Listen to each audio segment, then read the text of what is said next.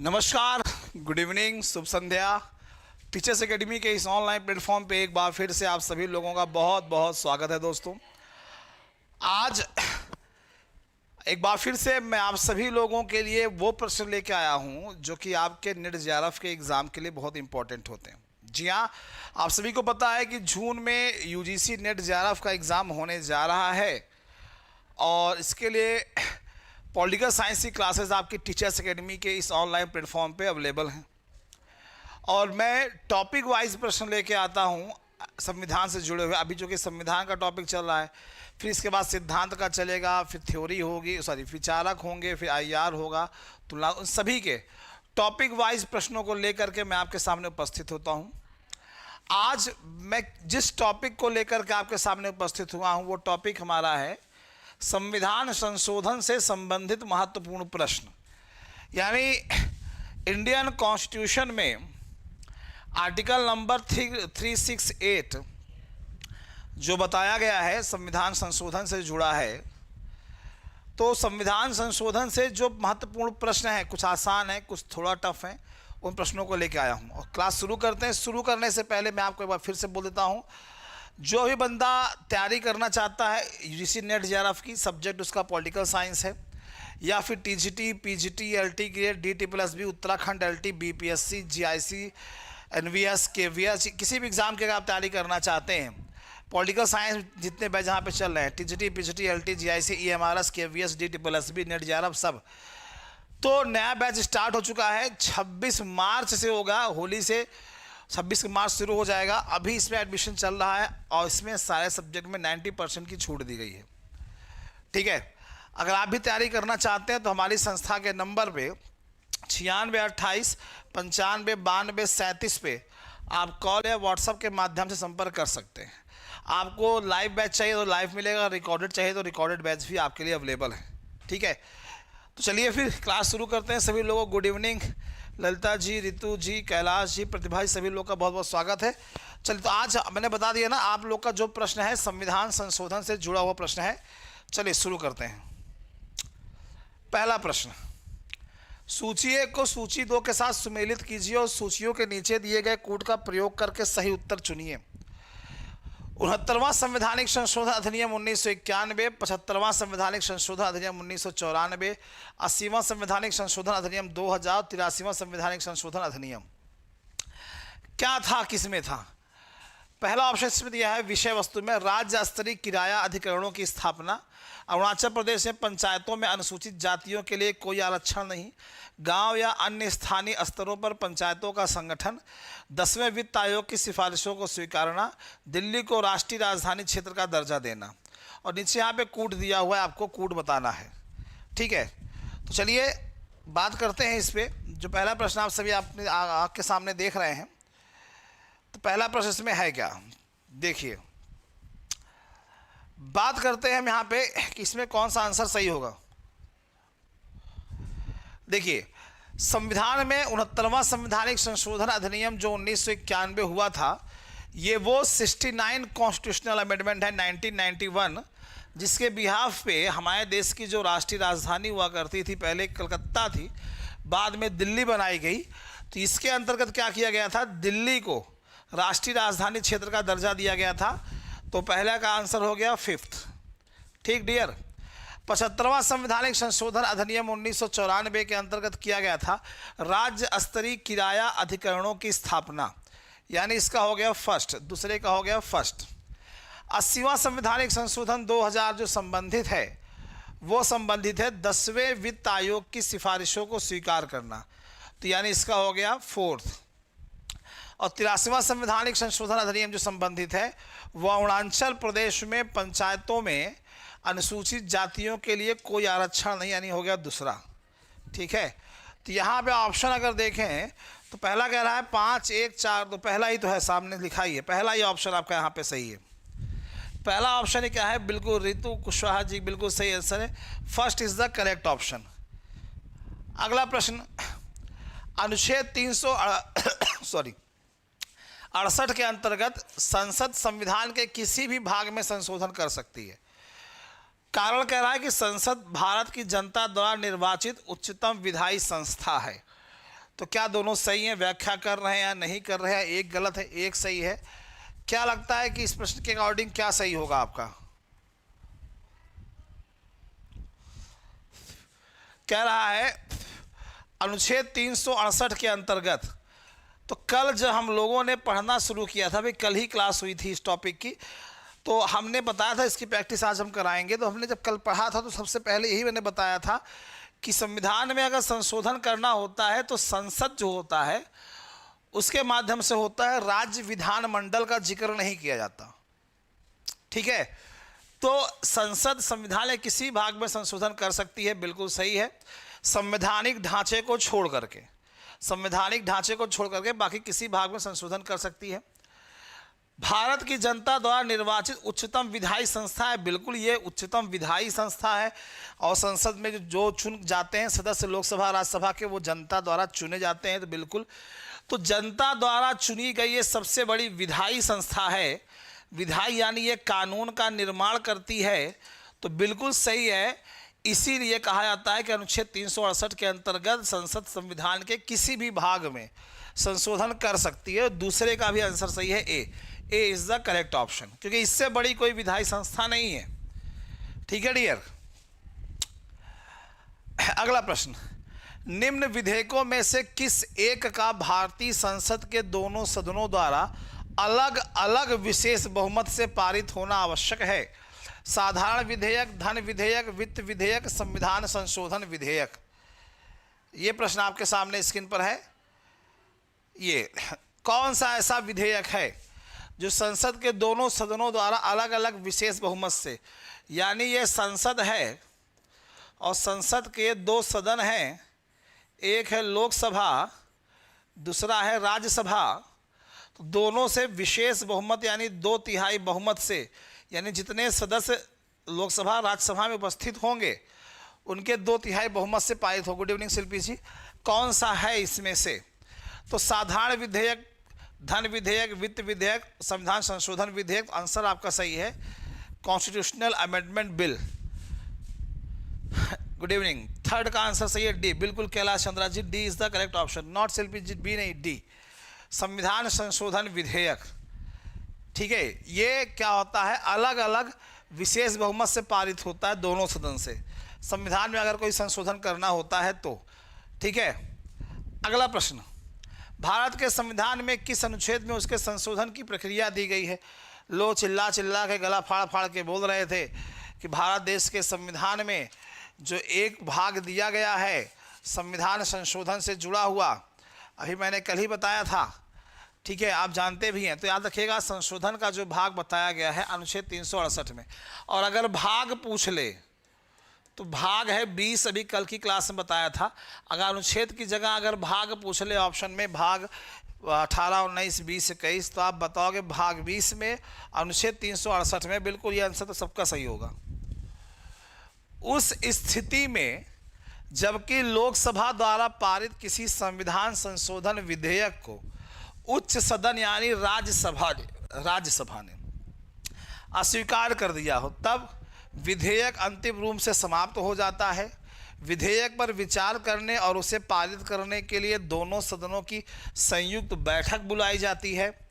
यदि लोकसभा उस विधेयक को पुनः 2/3 बहुमत से पारित कर देती है तो विधेयक दोनों सदनों द्वारा पारित मान लिया जाएगा।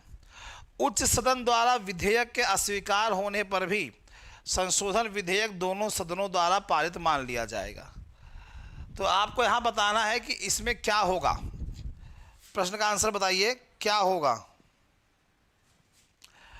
जब लोकसभा द्वारा पारित, मतलब लोकसभा ने क्या कर दिया है, पारित कर दिया है विधेयक को, उच्च सदन है राज्यसभा ने इसे अस्वीकार कर दिया है।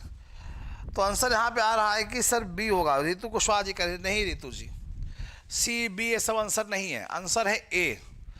एकदम अच्छे से याद रखिए, अभी कल ही की क्लास में डिस्कस किया था कि संविधान संशोधन अगर करना होता है तो उसके लिए क्या होता है, संविधान संशोधन विधेयक संसद के दोनों सदन यानी लोकसभा और राज्यसभा दोनों से पास होना चाहिए। किसी भी एक सदन से पास ना होने पर वो संशोधन नहीं माना जाएगा, यानी वो विधेयक वहीं पे क्या हो जाता है, समाप्त हो जाता है। और इसके लिए किसी भी प्रकार की संयुक्त बैठक बुलाने का प्रावधान नहीं है कि दोनों सदनों की संयुक्त बैठक बुलाई जाएगी, ऐसा नहीं है। ठीक है, दोनों सदन से पास होना कंपलसरी, वरना खत्म। तो आंसर सही है ए इज द करेक्ट ऑप्शन। ठीक, निम्नलिखित में से कौन कौन से विषय हैं जिन पर कम से कम आधे राज्यों के विधानमंडलों के अनुसमर्थन से ही संवैधानिक संशोधन संभव है। कल हम लोगों ने पढ़ा था संविधान संशोधन में 3 तरीके से होते हैं। एक होता है साधारण बहुमत द्वारा, एक होता है विशेष बहुमत द्वारा, और एक होता है विशेष बहुमत प्लस आधे राज्यों के अनुसमर्थन द्वारा। कल की क्लास में डिस्कस किया था। और तीसरा जो मैंने बताया था कि आधे राज्यों का अनुसमर्थन होगा, संसद से तो पास होगा ही, आधे राज्यों का अनुसमर्थन होगा तभी जाके संविधान संशोधन होगा। तो उसमें कुछ पॉइंट मैंने बताए थे कि इसमें ये चीज़ चाहिए। तो यहाँ पे लिखा है ना, राष्ट्रपति का निर्वाचन, संसद में राज्यों का प्रतिनिधित्व, 7वीं अनुसूची में कोई भी सूची, किसी राज्य की विधान परिषद की समाप्ति। अभी कल की ही क्लास में हम लोगों ने डिस्कस किया था। अभी कल की क्लास में हम लोगों ने डिस्कस किया था। बताइए प्रश्न का आंसर क्या होगा।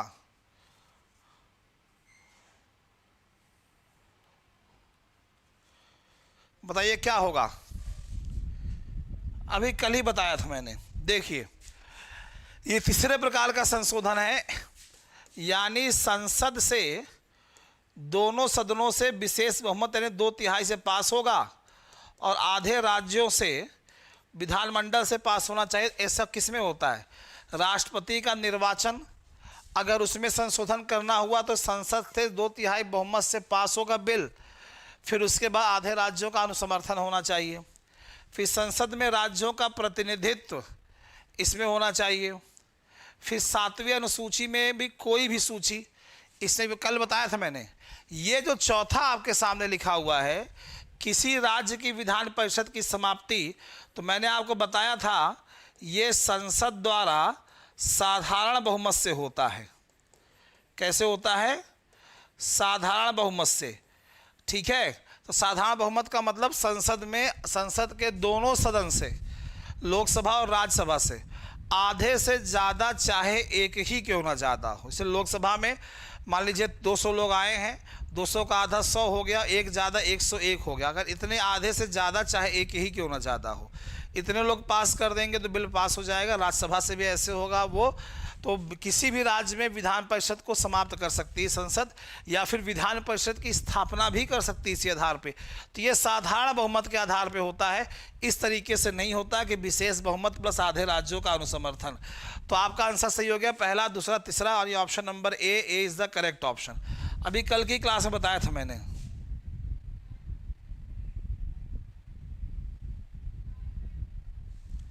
चलिए कोई बात नहीं शिल्पी जी। अगला प्रश्न, संविधान का प्रथम संशोधन जो वर्ष 1951 में पारित हुआ, निम्न में से किससे संबंधित था। कल ही क्लास में मैंने बताया था। अभी देश की सुरक्षा से, प्रधानमंत्री की सुरक्षा से, कुछ राज्यों में किए गए कृषि या कृषि भूमि संबंधी सुधारों के संरक्षण से, अनुसूचित जाति एवं अनुसूचित जनजाति से। बताइए, संविधान का प्रथम संशोधन जो 1951 में पारित हुआ था, किससे संबंधित था। प्रथम संशोधन देखिए, ऑप्शन यहाँ पे 4 दिए हैं, देखिए बताइए कौन सा ऑप्शन होगा। बिल्कुल सही है, सेवेंद्र का श्रेष्ठ जी, कैलाश जी, बिल्कुल बिल्कुल, ऋतु जी, C is the correct option. कुछ राज्यों में किए गए कृषि व कृषि भूमि सुधार के संरक्षण से संविधान का पहला संशोधन। इंपॉर्टेंट लगाइएगा प्रश्न को। निम्न संविधान संशोधनों में से किस एक के अंतर्गत दिल्ली नेशनल कैपिटल क्षेत्र बनी। ये तो हो गया, अभी मैंने इसके पहले प्रश्न डिस्कस किया था, जान दीजिए इसको। निम्न किस संविधान संशोधन ने शिक्षा का अधिकार प्रदान करने वाला एक नया अनुच्छेद, अनुच्छेद संख्या 21 का ए संविधान में जोड़ा। 86वां, 87वां, 88वां, 89वां कौन सा संवैधानिक संशोधन था। किस संवैधानिक संशोधन के अंतर्गत जो है नया आर्टिकल जोड़ा गया था, बताइए। आप सभी को पता है भारत देश में जो भाग 3 है संविधान में, फंडामेंटल राइट, आर्टिकल 12 से लेकर के 35, तो उसमें आर्टिकल नंबर 19 से लेकर के 22, अनुच्छेद 19 से लेकर के 22 तक स्वतंत्रता का अधिकार दिया गया है। तो अनुच्छेद 21 का ए जो है वो कहता है शिक्षा का अधिकार, कि 6 से 14 साल तक के बच्चों को निःशुल्क एवं अनिवार्य शिक्षा का अधिकार है, ये बताया गया है। तो ये पहले नहीं था, किस संशोधन द्वारा जोड़ा गया था? गुड इवनिंग संतोष जी, बिल्कुल सही आंसर है, A is the correct option. 86वां संवैधानिक संशोधन के अंतर्गत शिक्षा का अधिकार ये ऐड किया गया था अनुच्छेद 21 में, आर्टिकल नंबर 21 का ए करके। तो आंसर आपका यहाँ पे सही है, A is the correct option. भारतीय संविधान में 9वीं अनुसूची परिवर्धित हुई है, प्रथम संशोधन द्वारा, 8वें संशोधन द्वारा, 9वें संशोधन द्वारा, 42वें संवैधानिक संशोधन द्वारा। किसके माध्यम से चेंज हुई थे बताइए? किसके माध्यम से परिवर्तित हुई है 9वीं अनुसूची? कौन सा संशोधन था? कौन सा संशोधन हुआ संविधान में जिसके माध्यम से हुई थी? बताइए कौन सा आंसर होगा? प्रश्न का आंसर बताएं। श्रेष्ठ जी कह रहे हैं सर ए होगा, ऋतु जी कह रही ए होगा, संतोष जी बिल्कुल सही है, A is the correct option. प्रथम संवैधानिक संशोधन 1951 आपको याद ही बताया मैंने, बिल्कुल first. Very good very good very good, excellent. अगला प्रश्न, भारत में संसद द्वारा बंधुआ मजदूरी, जो बाउंडेड लेबर होते थे, उनको प्रतिबंधित करने वाला अधिनियम पारित किया गया था 74 में, 76 में, 79 में, 80 में। बताइए कौन सा यहाँ पे आंसर सही होगा?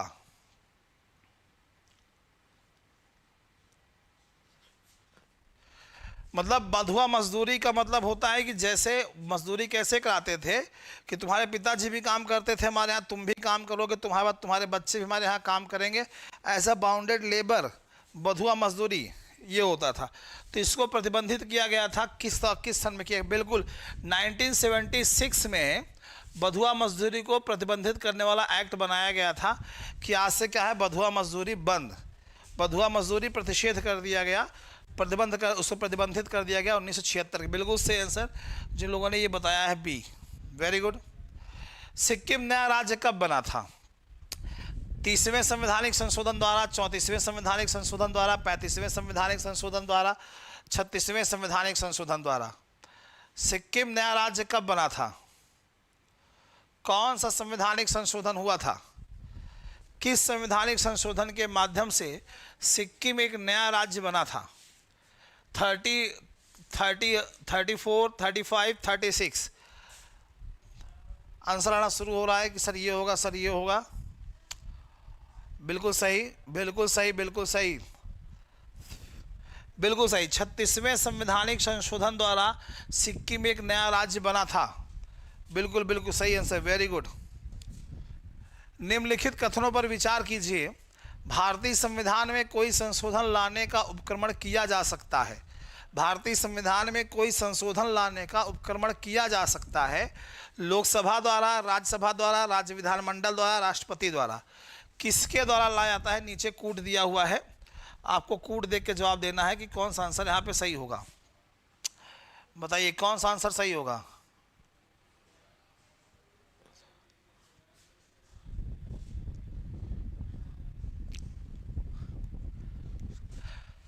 बताइए। कल जब मैंने पढ़ाना शुरू किया था तो सबसे पहला मैंने यही बताया था कि भारतीय संविधान में अगर कोई संशोधन करना होगा तो वो सिर्फ किसके माध्यम से लाया जाएगा? संसद के माध्यम से। तो यहाँ पे राज्य विधानमंडल खत्म, राष्ट्रपति भी नहीं लाएंगे, संसद के दोनों सदन यानी लोकसभा और राज्यसभा की बात की गई थी, राष्ट्रपति की बात नहीं की गई थी, नहीं लोकसभा और राज्यसभा, यानी ऑप्शन नंबर डी हो जाएगा। ए इज़ द रॉन्ग आंसर, बिल्कुल डी इज करेक्ट आंसर, ए नहीं होगा डियर। चलिए भाई, राज्य विधानमंडल नहीं करेगा ना तो राष्ट्रपति लाएगा, संसद में दोनों सदन लोकसभा और राज्यसभा ही लाएंगे और कोई नहीं लाएगा। चलिए तो वही प्रश्न है, ये भी वही प्रश्न है 368। निम्नलिखित संविधान संशोधन अधिनियमों में से किस एक में यह प्रावधान किया गया है कि केंद्र और किसी राज्य में मंत्रिपरिषद का आकार, कल बताया था, कल बताया था मंत्रिपरिषद का आकार क्रमशः लोकसभा के सदस्यों की कुल संख्या व उस राज्य की विधानसभा के कुल संख्या से 15% से अधिक नहीं। ये तो पढ़ाया था संसद, तब बताया था 15% से अधिक नहीं होगा। बताइए 91वां संवैधानिक संशोधन, 93वां, 94वां, 97वां?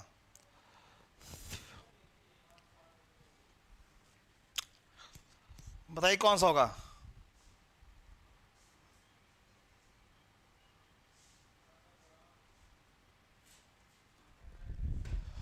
बताइए कौन सा आंसर होगा? बिल्कुल सही है, 91वां संवैधानिक संशोधन 2003। बिल्कुल संतोष जी, गुड आफ्टरनून। नीलम जी, स्वागत है आपका। बिल्कुल 91वां जो इसमें क्या बताया गया कि चाहे केंद्र हो चाहे कोई राज्य हो, वहाँ पे जो मंत्रिपरिषद होता है, मंत्रिपरिषद का मतलब होता है हमारे यहाँ जो सभी प्रकार के मंत्री होते हैं, केंद्रीय मंत्री, राज्य मंत्री और उपया सहायक मंत्री, सभी प्रकार के मंत्रियों के समूह को मंत्रिपरिषद कहते हैं। तो उसका जो साइज होता है, आकार जो होता है, क्रमशः लोकसभा के सदस्यों की, ध्यान दीजिएगा क्लियर लिखा है, लोकसभा के सदस्यों की, ना कि संसद के, सिर्फ लोकसभा के सदस्यों की कुल संख्या का व उस राज्य की विधानसभा के सदस्यों की कुल संख्या 15% से अधिक नहीं होगी। यानी राज्य का मंत्रिपरिषद है तो राज्य में जो विधानसभा होगी, विधान परिषद नहीं लिखा है, जो विधानसभा होगी उसकी संख्या का 15% से ज़्यादा मिनिस्टर नहीं होंगे, और केंद्र में लोकसभा की जितनी संख्या होंगी उसकी संख्या का 15% से अधिक मिनिस्टर नहीं होंगे। ठीक है, तो आंसर सही है ए।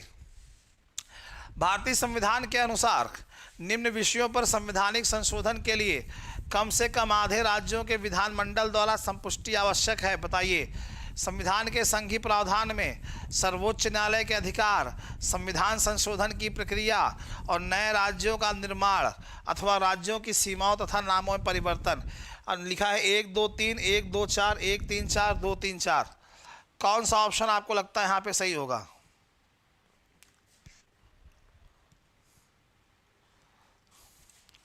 जल्दी से बताइए।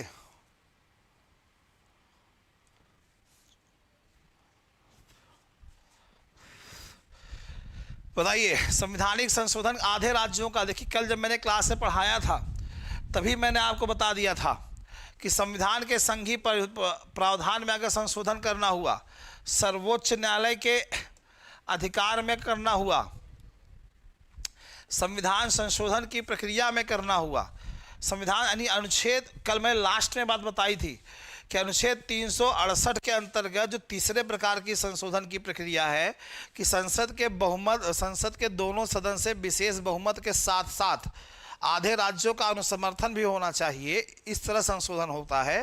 तो मैंने उसमें कहा था कि अगर जो अनुच्छेद 368 के अंतर्गत संविधान संशोधन की जो प्रक्रिया है, उस प्रक्रिया में अगर संशोधन करना हुआ कि नहीं ऐसे नहीं ऐसे होगा, वो संशोधन भी इसी तरीके से होगा, यानी संसद के दोनों सदनों के विशेष बहुमत और राज्यों के अनुसमर्थन द्वारा, आधे राज्यों के। तो ये तीनों उसमें आ जाएगा। ये जो नए राज्यों का निर्माण अथवा राज्यों की सीमा और नाम में परिवर्तन करना है, ये संसद द्वारा साधारण बहुमत के आधार पर किया जाता है संशोधन, तो ये इसमें नहीं आएगा। 1, 2, 3 यानी ए ऑप्शन आपका क्या है यहाँ पे सही है। बिल्कुल ठीक है। कौन सा संवैधानिक संशोधन राज्यों से चुने जाने वाले लोकसभा के सदस्यों की संख्या बढ़ाने से संबंधित है? 6वां और 22वां, 13वां और 38वां, 7वां और 31वां, 11वां और 42वां? कौन सा संवैधानिक संशोधन है कि राज्यों से चुने जाने वाले लोकसभा के सदस्यों की संख्या बढ़ाने संबंधित है?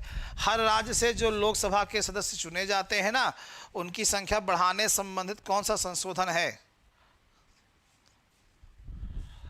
भाई? हर राज्य से उत्तर प्रदेश में 80 लोकसभा की सीटें हैं, अब अगर संख्या बढ़ानी हुई तो उस तरीके से, तो कौन सा संवैधानिक संशोधन ऐसा था कि राज्यों से चुने जाने वाले लोकसभा की सदस्यों की संख्या बढ़ाने से संबंधित है? तो बिल्कुल सही आंसर आपका जो लोग बता रहे हैं कि 7वां होगा और 31वां होगा, यानी ये आर्टिकल है। C is the correct option. Good afternoon Akanksha ji. तो आंसर आपका सही है C is the correct option.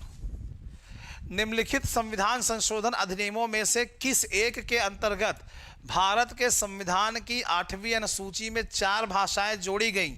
जिससे उनकी संख्या बढ़कर 22 हो गई। राजभाषा का टॉपिक कल के पहले लिए एक दिन पहले हम लोगों ने पढ़ा था, राजभाषा, और मैंने कहा था कि इसमें इस संशोधन के माध्यम से ये भाषा जोड़ी गई है, इसके माध्यम से ये भाषा जोड़ी गई है। तो पूछ रहा है किसके अंतर्गत जोड़ी गई थी कि जिसके कारण संख्या 22 हो गई। तो 90वां संवैधानिक संशोधन, 91वां संवैधानिक संशोधन, 92वां संवैधानिक संशोधन, 93वां संवैधानिक संशोधन। तो कौन सा आंसर यहाँ पे सही होगा बताएं। राजभाषा से जुड़ा हुआ प्रश्न है, जल्दी से बताइए कौन सा आंसर सही होगा।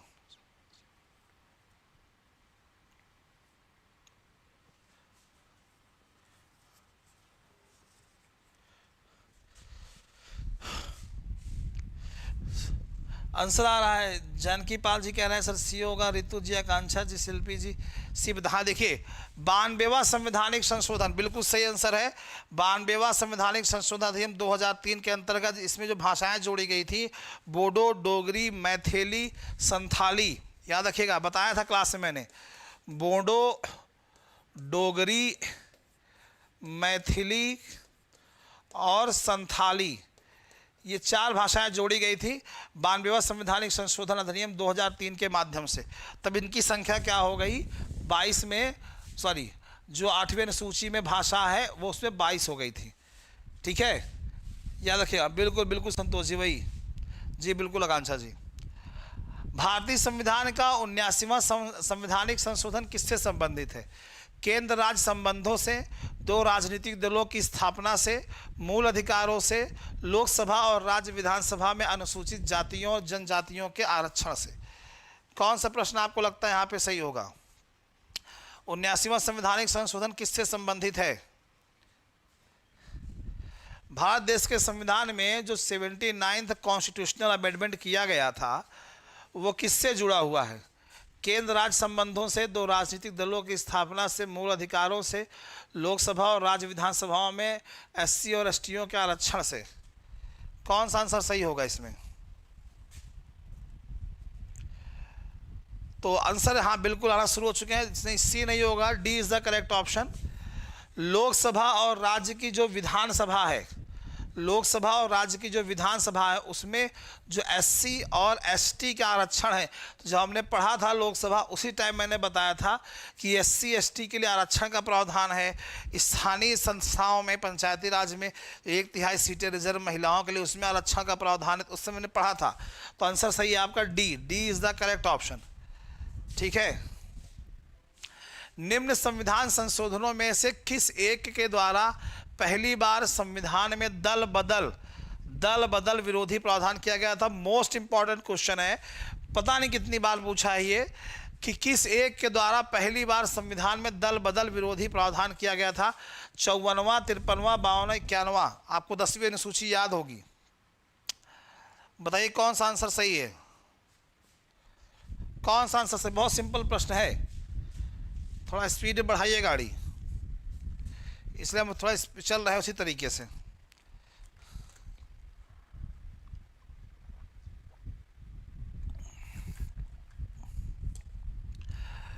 बिल्कुल सही आंसर है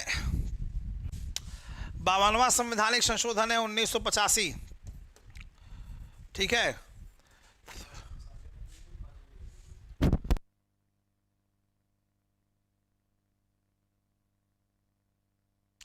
बावनवां संवैधानिक संशोधन 1985 is the correct option. Important लगा लीजिए, कई बार पूछा गया है आपके एग्जाम में। नहीं, बी नहीं होगा Deepak Kumar ji, C is the correct option dear. अगला प्रश्न, भारतीय संविधान की आधारभूत संरचना के सिद्धांत का तात्पर्य क्या है। कि संविधान के कुछ लक्षण ऐसे अनिवार्य हैं कि उनका निराकरण नहीं किया जा सकता। मूल अधिकारों को ना कम किया जा सकता है, ना उनको छीना जा सकता है। संविधान का संशोधन केवल अनुच्छेद 368 में विहित प्रक्रिया से ही किया जा सकता है। संविधान की उद्देशिका का संशोधन नहीं किया जा सकता क्योंकि वह संविधान का भाग नहीं है, साथ ही वह संविधान की आत्मा को प्रतिबिंबित करती है। तो आधारभूत संरचना का तात्पर्य क्या है। संविधान की जो आधारभूत संरचना होती है उसका तात्पर्य क्या है। तो तो 22वें का आंसर यहाँ पे आना शुरू हो गया है। सी बता रहे हैं सभी लोग, सी होगा, सी होगा। तो 22वें का आंसर देखिए, हम लोग देख लेते हैं कि इस प्रश्न का आंसर क्या होगा। संविधान के कुछ लक्षण ऐसे हैं, संविधान के कुछ लक्षण ऐसे अनिवार्य हैं कि उनका निराकरण नहीं किया जा सकता है। और सी बता रहे हैं कि संविधान का संशोधन केवल अनुच्छेद 338 विहित प्रक्रिया से किया जा सकता है। तो ये यहाँ ऑप्शन ए और सी करके गड़बड़ा रहे हैं, लेकिन इसका एग्जैक्ट आंसर जो आयोग ने माना था वो माना था ए, कि संविधान के कुछ लक्षण ऐसे अनिवार्य हैं जिससे उनका निराकरण नहीं किया जा सकता। तो जैसे हम कहते नहीं है कि संविधान में, संविधान का जो इंडियन कॉन्स्टिट्यूशन का जो संवैधानिक ढांचा है उसमें संशोधन नहीं किया जा सकता है अनुच्छेद 368 के अंतर्गत भी। आपको पहले कल बताया था केशवानंद भारती मामला, मिनर्वा मिल्स मामला। तो केशवानंद भारती मामला जब हमने बताया था, केशवानंद भारती मामला जब हमने बताया था उसमें, उसके आधार पे मैंने कल ही की क्लास में बताया था कि जब मामला गया था केशवानंद भारती वाला, तो उसमें उच्चतम न्यायालय ने कहा गया कि संसद को ये शक्ति दे दी थी कि वो आधारभूत ढांचे में संशोधन कर सकता है, लेकिन उसके बाद जो है मिनर्वा मिल्स मामले में इसको असंवैधानिक घोषित कर दिया गया था कि नहीं, संविधान का जो संवैधानिक ढांचा है उसमें परिवर्तन नहीं किया जा सकता। नहीं, कुछ ऐसे लक्षण हैं जिससे उनका निराकरण नहीं किया जा सकता है। आंसर सही है आपका ए डियर, ठीक है। और मुझे डाउट क्या, मुझे श्योर था कि सी लगाएंगे, बस प्रश्नों को थोड़ा सा घुमा देता है बस। भारत देश के संविधान के 44वें संवैधानिक संशोधन द्वारा निम्नलिखित अधिकारों को मौलिक अधिकार की श्रेणी से हटा दिया गया है। इसको तो सब बता दोगे। अभिव्यक्ति की स्वतंत्रता, उपचार की स्वतंत्रता, संपत्ति की और धर्म की, ये तो सब बता देंगे। तो बिल्कुल सही है, सब जिसके दिमाग में चल रहा है वो भी सही है। संपत्ति का अधिकार अब मौलिक अधिकार नहीं रहा, अब ये क्या हो गया कि विधिक हो गया है, कानूनी हो गया है।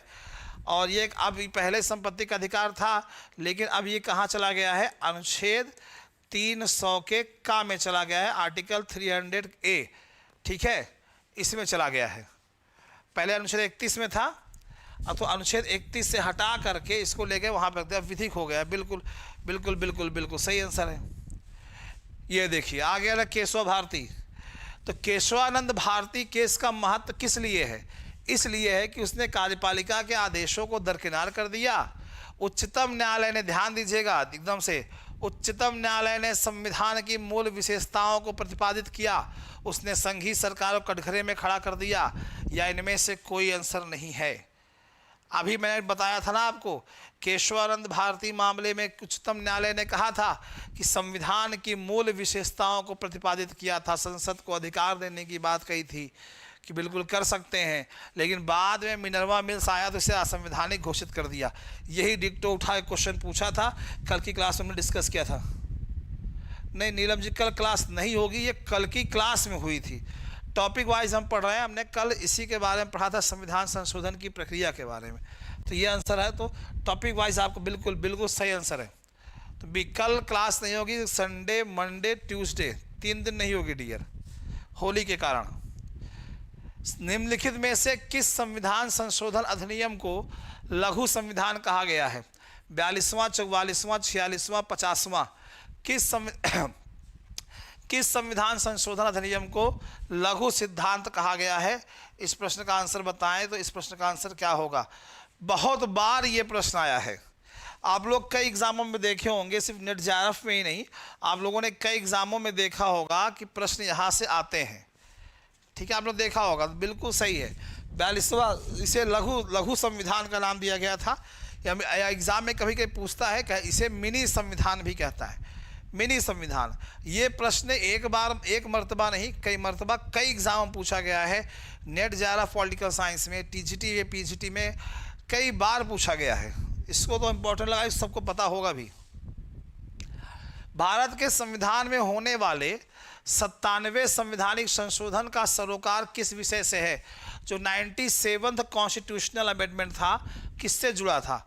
14 वर्ष तक के बच्चों को अनिवार्य व निःशुल्क शिक्षा, सहकारी संस्थाओं के गठन के कार्य का संचालन, आतंकवाद से निपटने हेतु कठोर प्रयास, भ्रष्टाचार रोकने हेतु लोकपाल की व्यवस्था। बताइए कौन सा आंसर यहाँ पे आपका सही है?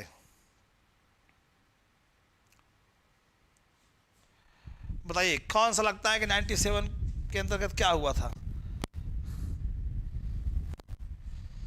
तो आंसर आपका यहां पे सही है बी, सहकारी संस्थाओं के गठन का कार्य संचालन। सहकारी संस्थाओं के गठन का कार्य संचालन, यह आंसर आपका यहां पे सही है, बिल्कुल बी। और मुझे लगा सब एक तरफ से बी ही बता रहे हैं। Very good. संविधान का 99वां संशोधन अधिनियम किससे संबंधित था?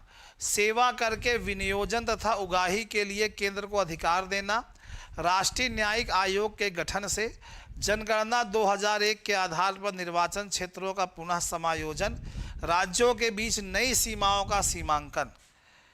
99वां संवैधानिक संशोधन किससे संबंधित था?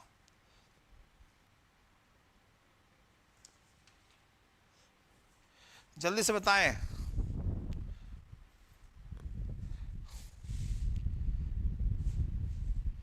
आंसर बी आ रहा है, आंसर डी भी आ रहा है। इसका आंसर जो सही है वो सही है बी, राष्ट्रीय न्यायिक आयोग के गठन से।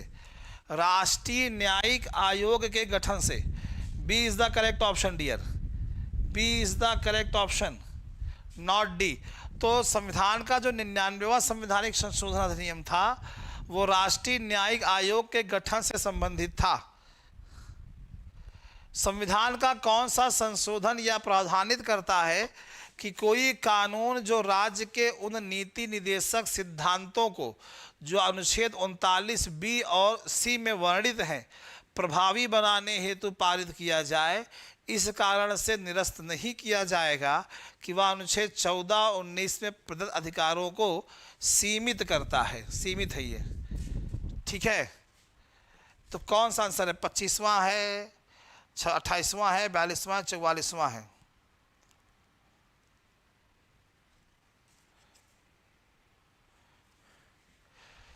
संविधान का वो कौन सा संशोधन है जिसमें यह प्रावधान करता है कि कोई भी कानून हो जो राज्य के उन नीति निदेशक सिद्धांत, जो भाग 4 में अनुच्छेद 36 से 51 तक आता है नीति निदेशक सिद्धांत, इनमें से अनुच्छेद 39 का बी और सी में है।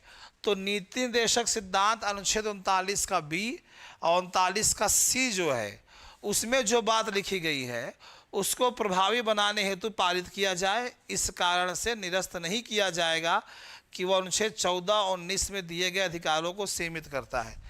किस संवैधानिक संशोधन के माध्यम से किया गया था? बिल्कुल सही आंसर है। जो लोग सी बता रहे हैं उनका आंसर गलत है, ए इज द करेक्ट ऑप्शन। बिल्कुल आकांक्षा जी, बिल्कुल सही आंसर है। श्रेष्ठ जी बिल्कुल, संजू यदुवंशी जी कह रहे हैं बी होगा, ना ना ना। कैलाश जी ठीक है, ए इज द करेक्ट ऑप्शन। निम्न में से किस अधिनियम के द्वारा किसी पार्टी के टिकट पर निर्वाचित सदस्य को दल बदल करने से रोका गया है? बताइए कौन सा आंसर होगा? दल बदल करने से रोका गया है। 52वां संवैधानिक संशोधन अधिनियम, सार्वजनिक प्रतिनिधित्व अधिनियम, राष्ट्रीय सुरक्षा अधिनियम, आंतरिक सुरक्षा रखरखाव अधिनियम। अभी मैंने बताया था, अभी अभी क्वेश्चन रिपीट हुआ है कि 92वां संवैधानिक संशोधन के माध्यम से किया गया था। भारतीय संविधान में अनुसूची 10 आप पढ़े होंगे, ठीक है। फिर क्या बी था सर? नहीं, A is the correct option. 25वां संवैधानिक संशोधन,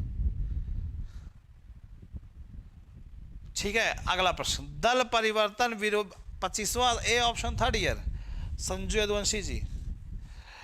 दल परिवर्तन विरोधी कानून को किस राज्य में 1979 में ही अधिनियमित कर दिया गया था? बताइए, पहले से ही कर दिया गया था, किस राज्य में किया गया था? किस राज्य में दल परिवर्तन विरोधी कानून को 1979 में ही अधिनियमित कर दिया गया था? केरल, जम्मू कश्मीर, पश्चिम बंगाल, तमिलनाडु। कहाँ किया गया था बताइए? 85 क्या करें संजू जी? 25 था डियर, 25 है, now 25।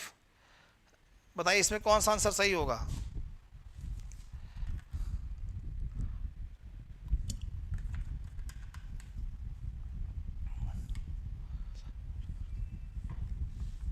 B is the correct option, Jammu Kashmir. Jammu Kashmir is the correct option. Very good, Jammu Kashmir is the correct option. Next, निम्नलिखित में से किस मुकदमे में, ध्यान सुनिएगा, किस मुकदमे में भारतीय सर्वोच्च न्यायालय ने सर्वप्रथम संविधान के मौलिक लक्षण का सिद्धांत प्रतिपादित किया था? गोलकनाथ बनाम पंजाब राज्य, केशवानंद बनाम केरल राज्य, मिनर्वा मिल्स बनाम भारतीय संघ, शंकरी प्रसाद बनाम भारतीय संघ। Good evening Neeraj ji, good evening. बताइए कौन सा आंसर यहाँ पे सही है?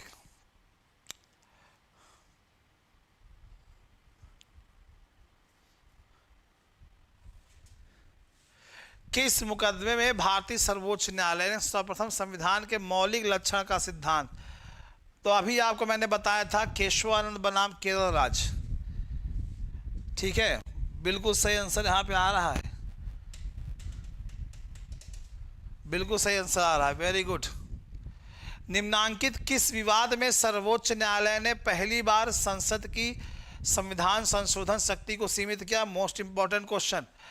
पहली बार संसद ने, सर्वोच्च न्यायालय ने, किस विवाद में सर्वोच्च न्यायालय ने पहली बार संसद की संविधान संशोधन शक्ति को सीमित किया?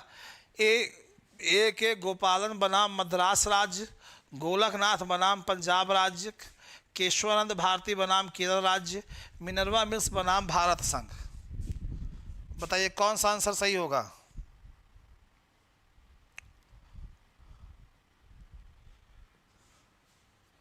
मतलब वो कौन सा मामला था जहां पे सुप्रीम कोर्ट ने संसद की संविधान संशोधन की शक्ति को सीमित कर दिया था? बताइए।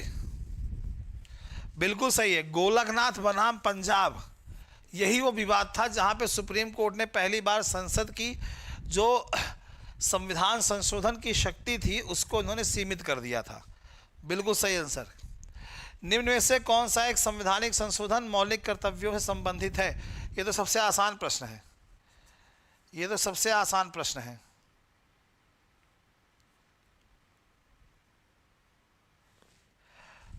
मौलिक कर्तव्य, भारत देश के संविधान में पहले मौलिक कर्तव्य नहीं थे डियर। बाद में सरदार स्वर्ण सिंह समिति की सिफारिश पर, किसकी सिफारिश पर? सरदार स्वर्ण सिंह समिति की सिफारिश पर भारत देश में संविधान में संशोधन किया गया। अनुच्छेद कौन सा? 42वां। तो 42वें संवैधानिक संशोधन के माध्यम से अनुच्छेद 51 का यानी आर्टिकल 51 के ए में जो है इसको रखा गया भाग 4 में, ठीक है, इसी में रखा गया। बिल्कुल संतोष जी। संविधान के किस संशोधन के अंतर्गत अन्य पिछड़ा वर्ग को शिक्षण संस्थाओं में प्रवेश हेतु 27% आरक्षण दिया गया है? फंडामेंटल राइट जब हम पढ़ रहे थे उसी दौरान हमने इसकी बात की थी।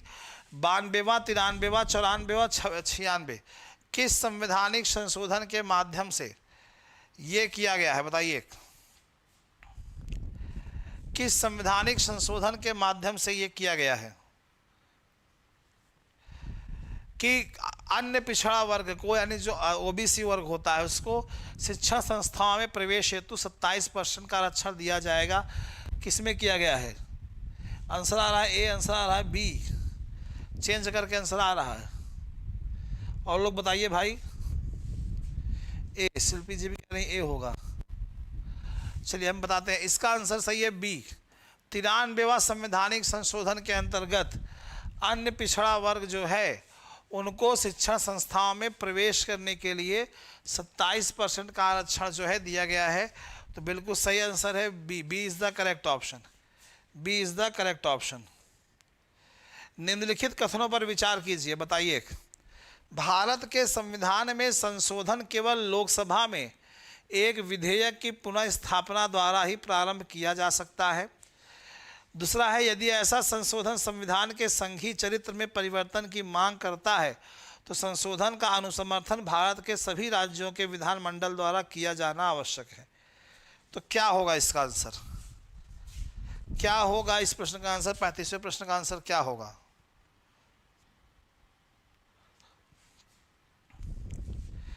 कह रहा है कि भारत के संविधान में संशोधन केवल लोकसभा में एक विधेयक की पुनर्स्थापना द्वारा ही प्रारंभ किया जा सकता है। आंसर आ रहा है बी, आंसर आ रहा है ए, ओनली ए। ऐसे करेंगे।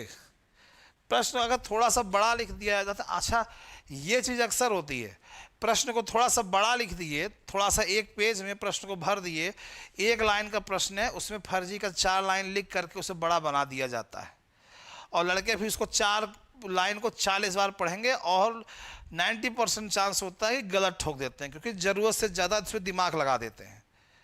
ये हो जाता है। सिंपल प्रश्न होता है, बस आपको प्रश्न का कीवर्ड पकड़ना होता है, और कीवर्ड आप पकड़ लिए तो आप तुरंत सॉल्व कर लोगे। और कीवर्ड सिर्फ एग्जाम में बैठ के आप नहीं पकड़ सकते, उसके लिए पहले से प्रिपरेशन होनी चाहिए, पहले से आप तैयारी कर रहे हो, तब आपके एग्जाम में जब आएगा तो वो कीवर्ड अपने आप आपको अपनी तरफ का अट्रैक्ट करेगा, और जब अट्रैक्ट करेगा तो आप इसे कैसे क्वेश्चन सॉल्व करोगे, फिर ऐसे सॉल्व करोगे। फिर सिंपल सा प्रश्न है, प्रश्न को थोड़ा सा बड़ा कर दिया और आप लोग गड़बड़ा गए। देखा यहाँ पे कैसे मामला सेट हुआ।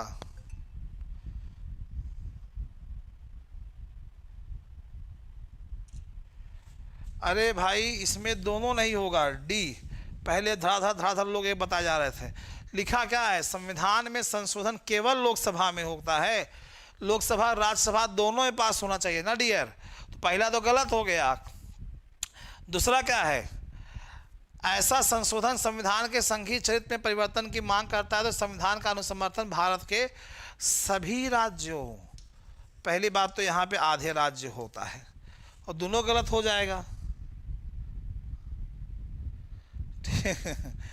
नहीं कोई बात नहीं शिल्पी जी, ठीक है, आधे राज्यों के विधानमंडल द्वारा होना चाहिए ना कि पूरे राज्यों के। अभी मैंने बताया तीसरा तरीका संविधान संशोधन का, तो ना तो पहला सही है ना दूसरा सही है, सिंपल सा डी ऑप्शन है। चलिए अच्छा ये प्रश्न बताइए, संविधान संशोधन से संबंधित निम्नांकित कथनों पर विचार कीजिए। अनुच्छेद 368 में संविधान संशोधन की 2 विधियों का उल्लेख है।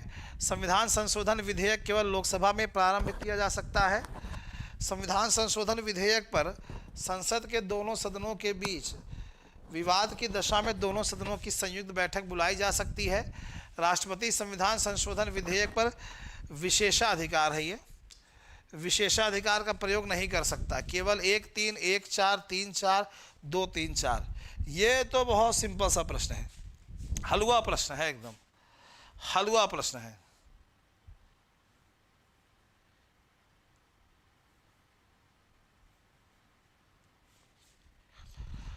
देखिए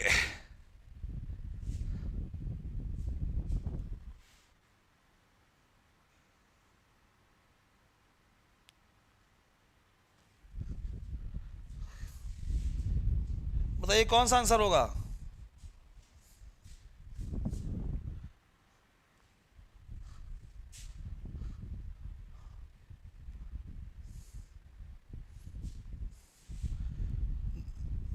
चलिए देख लेते हैं, हमको लग रहा है इसमें ऑप्शन ही गलत दे दिया है क्या।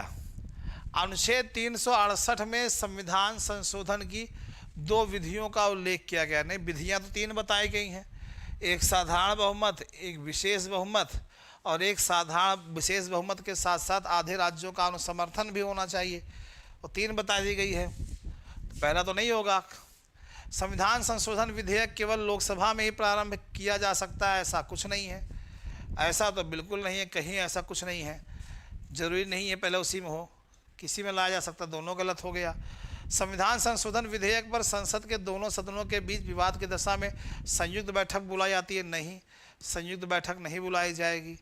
राष्ट्रपति संविधान संशोधन विधेयक पर विशेषाधिकार का प्रयोग नहीं कर सकता है, बिल्कुल सही है, नहीं कर सकता, चौथा सही है। तो इसमें ऑप्शन में गलत दे दिया गया है, ऑप्शन में शायद गलत दे दिया गया है। ऑप्शन में जो आंसर सही होगा केवल 4 होगा, केवल 4 होगा। तीसरा कैसे होगा, संसद में कहाँ संयुक्त बैठक की बात की गई है।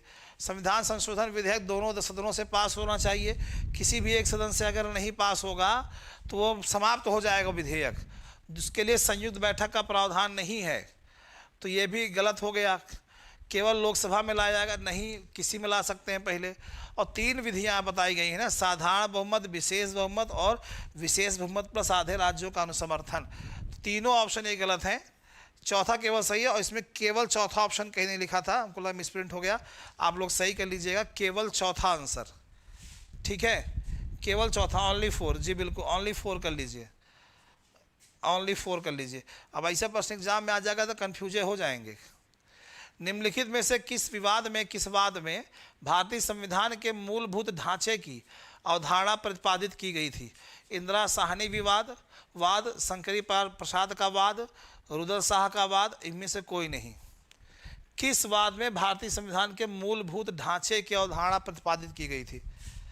बताइए। कुबेर सिंह जी कह रहे हैं थर्ड में कंफ्यूज थे। अच्छा, संयुक्त बैठक नहीं बुलाई जाती, अभी कल ही क्लास से पढ़ाया था। देखिए, जो बच्चे नए जुड़ रहे हैं, जो नहीं पढ़े हैं और जो अभी तक नहीं पढ़े, उनकी बात नहीं करूंगा मैं, लेकिन जो पढ़े हैं, जो एडमिशन लिए हैं, अभी कल ही पढ़ाया था संविधान संशोधन। और मैं आपसे कितनी बार बोला हूं कि जब पढ़ाता हूं, पढ़ाने के बाद उसका प्रैक्टिस सेट मैं आपके लेके आता हूं, इस टॉपिक को अच्छे से पढ़ लिया करिए। कुछ प्रश्न अलग से होते हैं, अलग से होने का सेंस हमारा ये है, कुछ ऐसे प्रश्न होते हैं जो आप कल नहीं पढ़े थे लेकिन वो संशोधन से जुड़े होते हैं, तो उन प्रश्नों को भी इसमें कवर करते हैं, ठीक है। तो आप लोग उससे पढ़ते रहिए, आपसे गलती नहीं होनी चाहिए, गलती फिलहाल किसी से नहीं होनी चाहिए, ठीक है। इसलिए थ्योरी पढ़ना बहुत ज़रूरी है। और एक बार फिर बता दूं, जो भी स्टूडेंट यूजीसी नेट जेआरएफ की तैयारी कर रहे हैं, टीजीटी पीजीटी की तैयारी कर रहे हैं, ठीक है, एलटी उत्तराखंड, एलटी यूपी की तैयारी कर रहे हैं, जीआईसी की तैयारी कर रहे हैं, DSSB की तैयारी कर रहे हैं, बीपीएससी की तैयारी कर रहे हैं बिहार की, और आपका सब्जेक्ट अगर पॉलिटिकल साइंस है या सोशल साइंस में कोई भी जो सब्जेक्ट है, तो आपके लिए नया बैच स्टार्ट है होली पर 90% छूट के साथ, 90% डिस्काउंट के साथ। आपको करना क्या है, 9628 95 92 37 इस नंबर पे आपको कॉल या व्हाट्सएप के माध्यम से संपर्क करना है, ठीक है।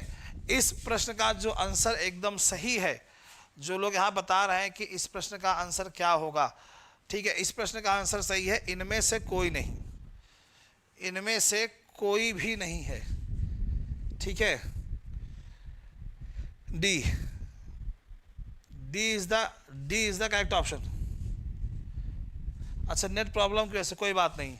अगला प्रश्न देखते हैं, भारतीय संविधान में संशोधन करके शिक्षा का अधिकार कब जोड़ा गया? बताइए, शिक्षा का अधिकार कब संशोधन हुआ था, कब, और जोड़ा कब गया इसे? 21 अनुच्छेद 21 है कि ए में शिक्षा का अधिकार है, वो जोड़ा कब गया? वो ठीक है, एक्ट पास हुआ, लेकिन इसे जोड़ा कब गया? 1 अप्रैल 2010, 1 अगस्त 2010, 1 अक्टूबर 2010, 1 दिसंबर 2010, कब इसको जोड़ा गया है? बताइए।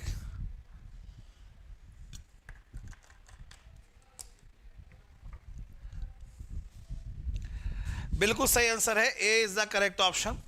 1 अप्रैल 2010 को भारतीय संविधान में संशोधन करके शिक्षा के अधिकार को जोड़ा गया था, और आर्टिकल नंबर था 21A, ठीक है, यानी मौलिक अधिकार में भाग 3 में अनुच्छेद 21 का काम है, ठीक है,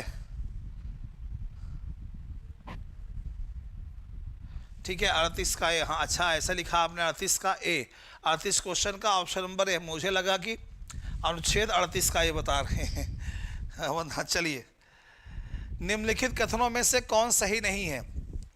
संविधान संशोधन विधेयक संसद के दोनों सदनों द्वारा अलग अलग विशेष बहुमत से पारित होना चाहिए। सर्वोच्च न्यायालय में संविधान संबंधी मामलों की सुनवाई कम से कम 5 न्यायाधीशों द्वारा की जाती है। प्रेस की स्वतंत्रता, मूल अधिकार, वाक स्वतंत्रता और अभिव्यक्ति स्वतंत्रता में शामिल होती है।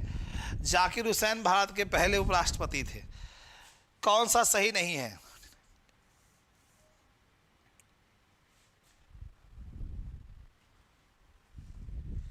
बताइए।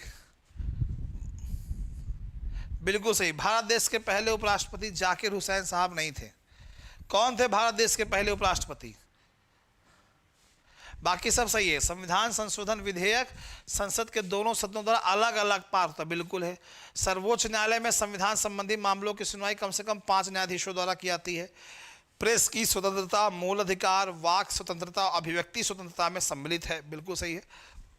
भारत देश के पहले वाइस प्रेसिडेंट कौन थे? बिल्कुल, Radha Krishnan is the correct option. Very good. निम्न में से किस एक संवैधानिक संशोधन द्वारा मिजोरम को राज्य का दर्जा दिया गया है? किसके द्वारा दिया गया है राज्य का दर्जा?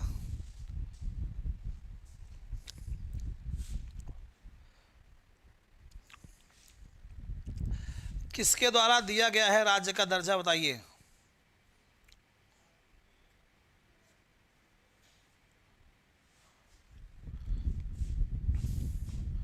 चालीसवें प्रश्न का आंसर क्या होगा?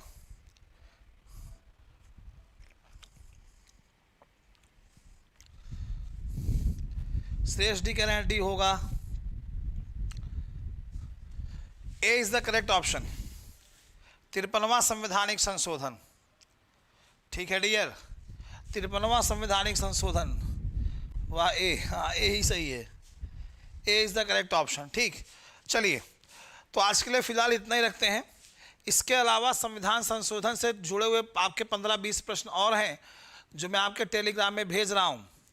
ठीक है, आपके टेलीग्राम चैनल में भेज दे रहा हूँ मैं, और परसों जो क्वेश्चन भेजा था मैंने उसका आंसर की भेज दे रहा हूँ।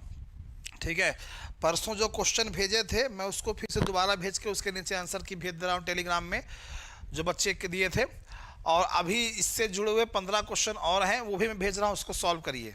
ठीक है, और जाने से पहले फिर कह रहा हूँ, जो भी विद्यार्थी यूजीसी नेट जेआरएफ जून में देने जा रहे हैं, सब्जेक्ट उनका पॉलिटिकल साइंस है, या वो TGT, PGT, LT, GIC, EMRS, BPSC, NVS, KVS, Uttarakhand LT, DSSB ऐसे एग्जामों की तैयारी कर रहे हैं, तो आपके लिए नया बैच स्टार्ट है, टारगेट नौकरी बैच, जो कि 26 मार्च से शुरू है, 26 मार्च से स्टार्ट हो रहा है, यानी जस्ट होली खत्म होगी दूसरे दिन।